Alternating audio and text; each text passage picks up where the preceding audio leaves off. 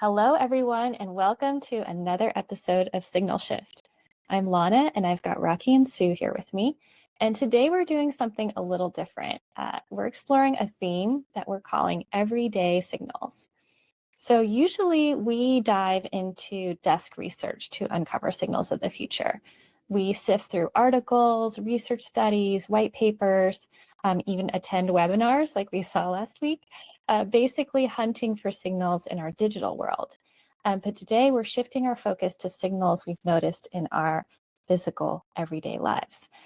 So this is really about tuning our bodies and our minds into a different frequency. So one of observation and curiosity, because when we're out in the world, we can't actively, do a Google search, right, to find information. Instead, we're inviting it to come in, chance and serendipity. So to have an unplanned discovery that might lead to new insights. So full disclosure, I've been injured and haven't really left my house in a few days. So finding a signal in my physical world was a bit of a challenge, but we'll get to that later. So first off, Rocky and Sue, what everyday signals did you come across in your world? Well, I love the topic that I have right now. Everyday signals is really fun.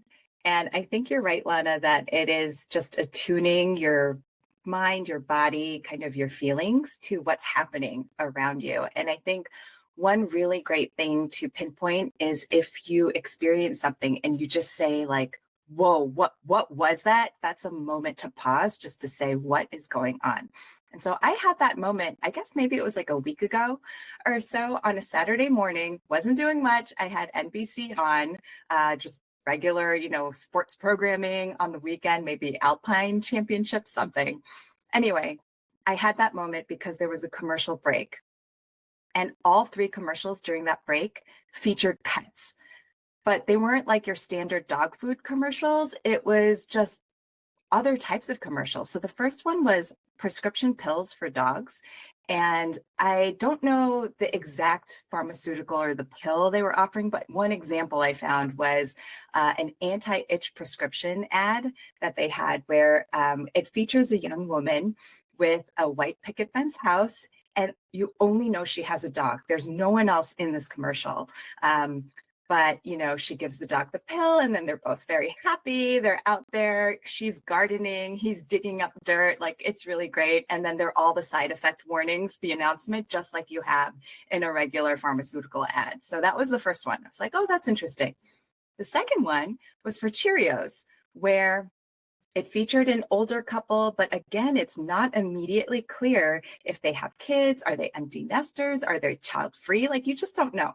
But instead, it's a rainy day and there's a dog that's whimpering at them and they're eating Cheerios, and they take one look at the dog, they look at each other, they smile, and then they grab their rain jackets, the leash, and they're out hiking, in the woods. And the ad campaign is like, good morning, start with Cheerios, right? And the third is something I saw that went viral on my own, social media feed, which is a dog that had its own business class seat on a plane, and it was better behaved than most passengers on the plane. So yeah, I had to share it with you. And, I haven't talked about pets in a while. So this was really fun. And it was just a confirmation of, again, how ingrained they are in our culture, really how they're part of our families. And, a lot of this happened to be with dogs, but it's just pets in general. And so, of course, looking it back to some of the desk research, I literally just saw two articles. One was some pharmaceutical company just got FDA approved for an anti-aging pill for dogs. That was really interesting. And then a report from the consulting group BCG just came out, I think, yesterday around the pet industry. Saying that there are all these trends that we've talked about in the human space, but for dogs, whether it comes to like Rocky, all your health and wellness apps, there are all these trackers for pets now. There's like luxury spa, just a lot of stuff that was really interesting. So just, confirmed when I saw these commercials. Wow, that is incredible. I love it. I love I think it's really validating for us when things that we've talked about and then we can see, the evidence of kind of that that trend continuing to grow. And so those are some really cool ones, Sue. What about you, Rocky? Yeah, I'll definitely I'll add to that. I've been talking about seeing things around our neighborhoods. We've spoken about it before, but in our neighborhood, it's just the stores that are lasting or the ones that are coming or new ones are pet cafes and pet food stores and anything related to pets. Retail's disappearing in other sectors, restaurants really struggling, but my goodness, pet stores and anything related to pets is burgeoning. So yeah, echoing seeing that in my own community. But I think my signal speaks really to what Sue's talking about as well, and from the other angle. And the signal that stuck out to me in the last couple of days was that the local hospital in our area is closing their pediatric unit.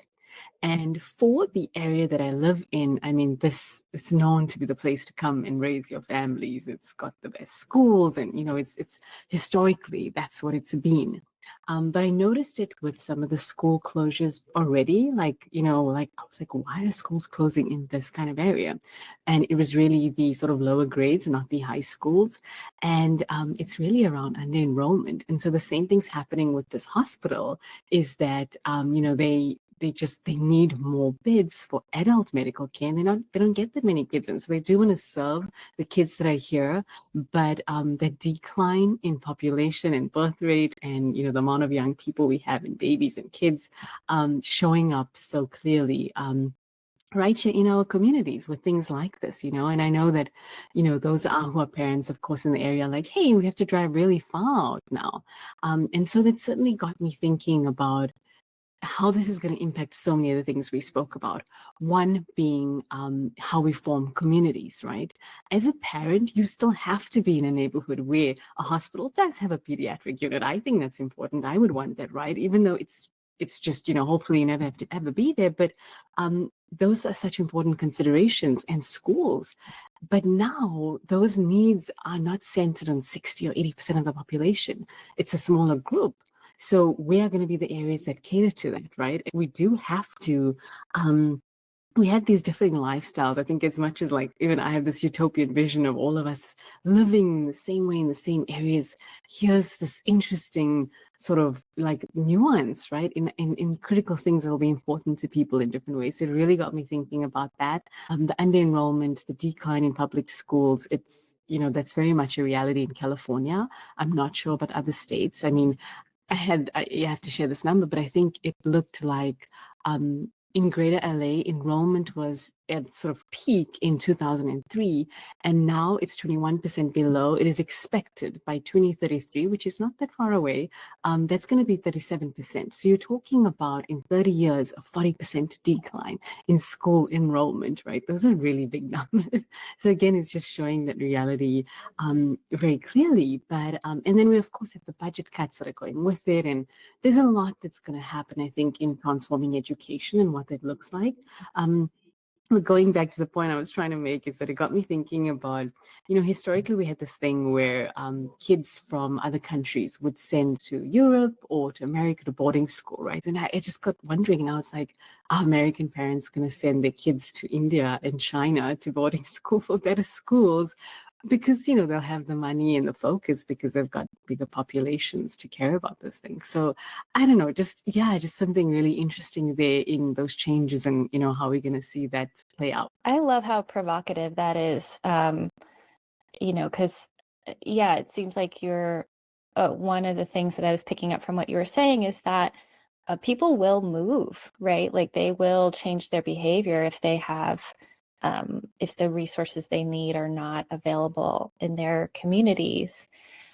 So that's sort of where my mind was going. But then I think I really appreciate how you took the boarding school example, which so many families do around the world, right?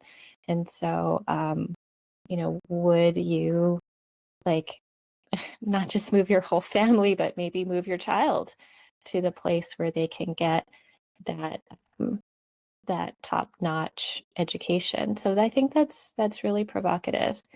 So my signal came from a moment when my parents, they were visiting. And so we were standing by the window in my living room and they were looking out, and they both pointed out the power lines.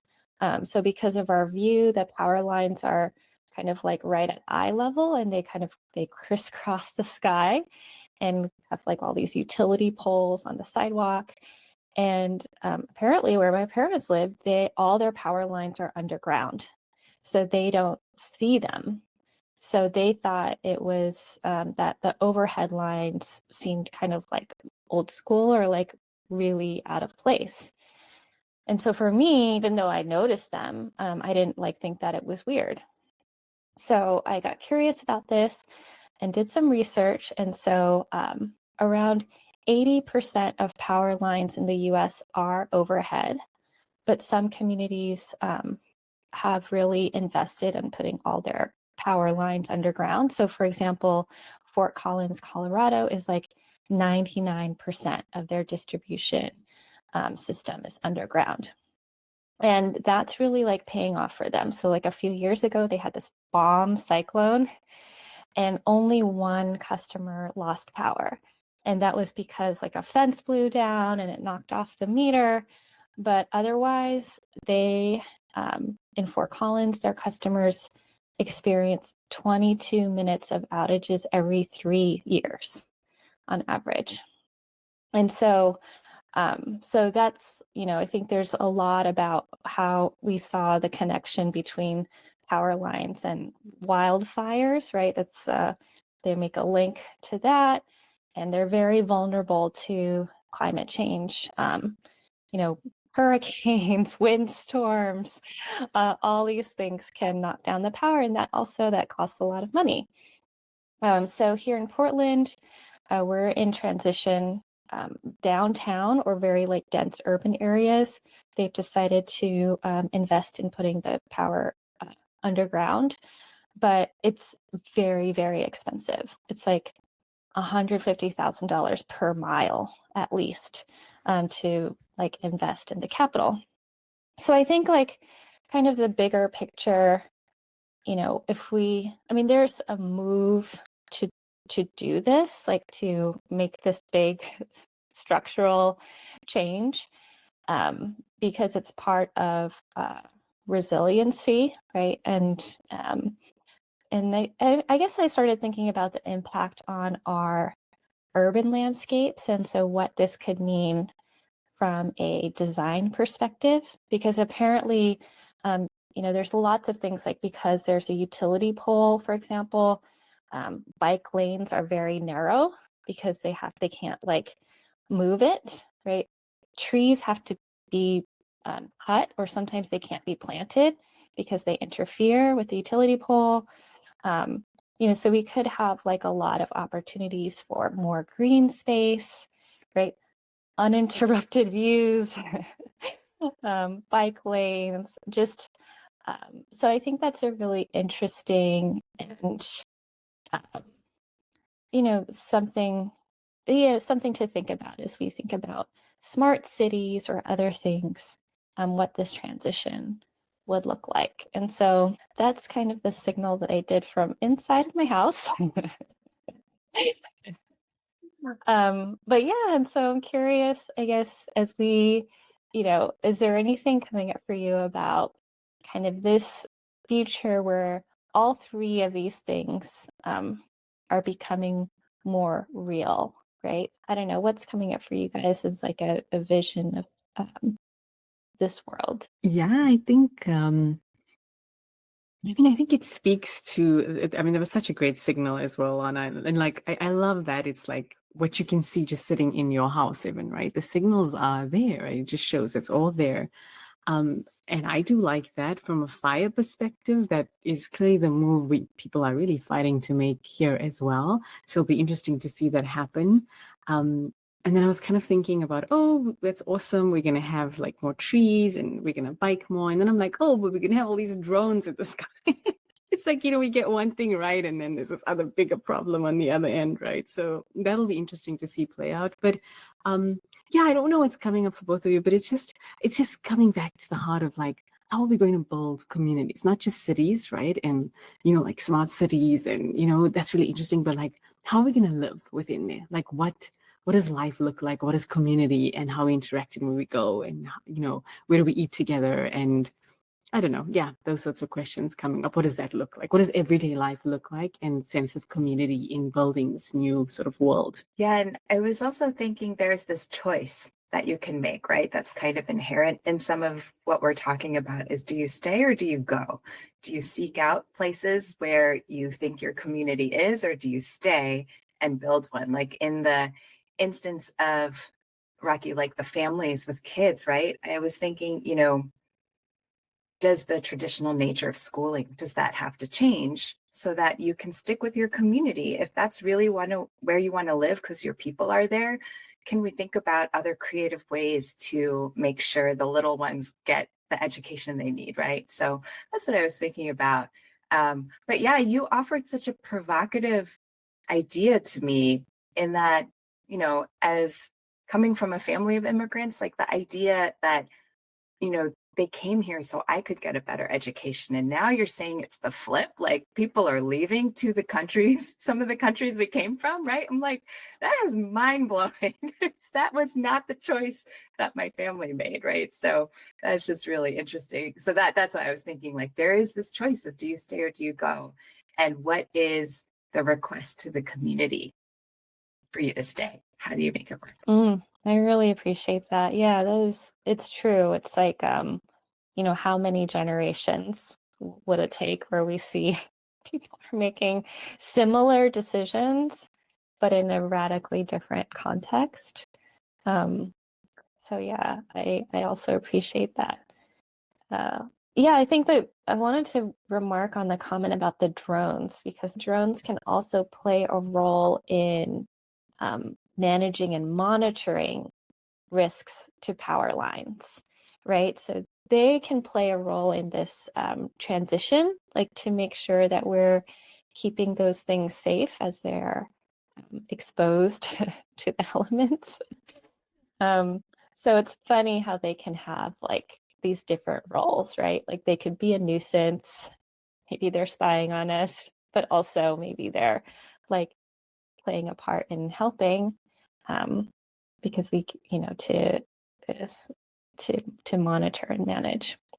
But yeah, so I think I agree. I really like the doubling down on community, and keeping that value really front and center as we think about how these would impact not just our own lives, but what it means for all of us as a collective. So I really appreciate that. Thanks so much for today's episode. And Sue, anything you want to say before we close out? Yeah, thanks, Lana. Just a quick note to our listeners and our viewers that I'm taking a little bit of a personal leave. So I'll be gone for a little bit of time, but I may pop in here and there. But in the meantime, I leave you in the good hands of Rocky and Lana, who'll take it away for the spring. But I'll see you soon. So you'll expect some different programming as we mix it up with two co-hosts. But we'll miss you, Sue. But we're also supporting you along the way. And so we also to announce that we are going live on YouTube. And so, Rocky, tell us a little bit about our channel, where folks can find us. Yeah, thank you. Thanks, Anna. So our channel name is Horizon Shift Lab. We are officially launching on the 6th of March. So it all depends what day you're listening to this episode, okay? But we will be live as of the 6th of March. And it's Horizon Shift Lab. You'll see there's a podcast tab, and there'll be a playlist called Signal Shift, and our episodes will be there. And if so far you have just been listening to us and only hearing our voices, you'll finally get to see our faces and laugh along with them, I think, occasionally. So yeah, we're really excited. Please do come and join us, subscribe and like, and let us know what you think. Great. Thanks so much. And thanks everyone for listening. And we'll see you again next week.